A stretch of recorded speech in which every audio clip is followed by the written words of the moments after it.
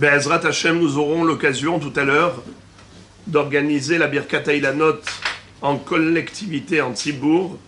C'est une bracha qui se fait une fois dans l'année à la vue des fleurs des arbres fruitiers. Et comme on l'avait déjà expliqué la dernière fois, c'est une façon de remercier Akadosh Baruch Hu pour le renouvellement de toute la nature qui, pendant l'hiver, a hiberné et maintenant elle se réveille. Et tout cela, Akadosh Baruch Hu l'a fait dans l'unique raison, c'est de procurer profit à toutes ces créatures, que nous, les êtres humains, puissions profiter des minéraux, des végétaux, des animaux. Tout cela a été créé pour la couronne de la création, l'être humain. En effet, Adam Arishon a été créé le dernier, puisqu'il y a eu une création pendant les 6 jours, et qui a été créé en dernier? Adam Harishon. Et pourquoi il a été créé le dernier? La Gemara nous dit, l'une des 2 raisons, c'est que Hakol Metukan la Serouda, que lorsqu'il arrive, qu'il trouve tout prêt, qu'il mette les pieds sous la table comme un invité d'honneur, on ne se met pas à éplucher les pommes de terre et les carottes devant lui. Lorsqu'il arrive, toutes les salades sont déjà sur la table, tous les couverts dressés, il ne manque plus que mettre les pieds sous la table. Nachon, ça c'est le kavod que Akadosh Baruch Hu a accordé à Adam Arishon. Quand il est arrivé, il a trouvé un Gan Eden plus que parfait. Il avait une vie paradisiaque dans le paradis. Eh bien, ça c'est la bracha que l'on récite chez Bara, Biryotovot, Veilanotovot, Lehanot, Bahem, Bene Adam. On ne doit pas vivre comme des animaux inconscients ou comme des bébés qui ne sont pas intelligents. On trouve tout normal, tout récurrent, allez, c'est cyclique. Tu rentres chez toi, tu ressors, tu vas, tu manges, tu dors, mais tout est normal, tout est naturel. Hacham, ouvre les yeux. Hacham, rachetevot, hatsi, kos, malé. Ça veut dire parfois, il y a des gens qui se focalisent que sur le négatif de la vie. La moitié du verre est vide. On dit, Hacham, la moitié du verre est plein. Regarde ce qui est plein, tout ce qui est positif dans ta vie. Fais des brachot pour remercier Akadosh Baruch Hu.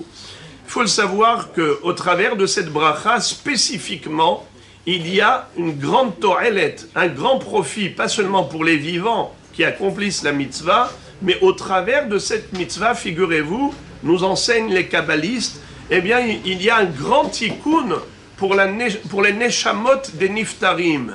Parce que nous le savons, selon la Kabbalah, que les Gilgulim, la réincarnation des âmes ne se fait pas toujours que au travers de corps humains, réincarnation dans un corps humain. Il y a également des neshamot qui reposent sur des végétaux, dans des arbres fruitiers. Eh bien, quand on va faire cette bracha, eh bien, on va en effet être metaken, ces neshamot. Cette bracha apporte un profit énorme aux neshamot. Vous allez voir d'ailleurs la prière que l'on va réciter longuement après cette bénédiction. On a la coutume de lire une prière au profit des neshamot pour qu'elles retrouvent leur repos dans le monde de la félicité éternelle qui est Ilui Neshama. Il y a une histoire qui est frappante, choquante.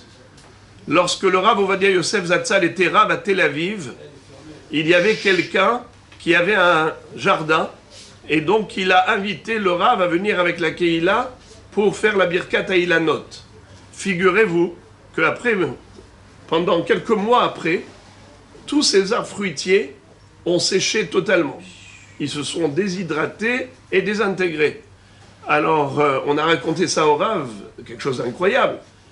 Alors il a dit, je suis triste pour le propriétaire, mais je suis heureux pour toutes les neshamot qui étaient là, qui ont eu leur tikkun, et qui sont retournés, que maintenant, voilà, cet arbre-là, tous les nitzotzot de la Kedusha qui étaient là, sont retournés au Olam Haba.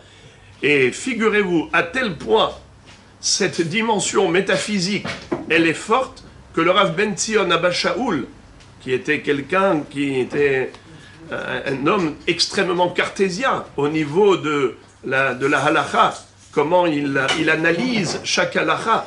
Et pourtant, au niveau de Birkat Hailanot, il dit qu'il ne faut pas le faire pendant Shabbat, parce qu'il y a un birour, comme les kabbalistes qui expliquent qu'il y a un birour qui se fait entre l'arbre et les neshamot qui étaient là, eh bien on n'a pas le droit de trier pendant Shabbat, d'être borer. C'est pour cela qu'il dit qu'il ne faut pas faire Birkat Hailanot pendant Shabbat. À tel point, c'est une chose qu'il trouvait carrément concrète. Alors que pour nous, c'est totalement abstrait. D'ailleurs, le Rav Ovadia Yosef, Zatzal dit que non, il ne faut pas tenir compte de tout ce qui est métaphysique pour la halakha physique. Le din de borer, c'est lorsqu'on trie deux éléments qui étaient mélangés, mais deux éléments qui sont matériels, qui sont physiques. Ils ont deux choses en commun. Mais on ne va pas parler de borer par rapport à un tikkun des nitzotzot à Kedoshim qui se trouve dans les arbres. Donc lui, le Rav Yosef permet les marassés de faire, comment on appelle ça, si nécessaire, le Birkat Hailanot pendant Shabbat, surtout s'il y a un kahal qu'il faut ramener pour faire la mitzvah qu'ils ne vont pas faire après Shabbat. En tout cas, voilà, Be'ezrat Hashem, on va faire la mitzvah, Be'simcha, B'gdusha ou Betahava.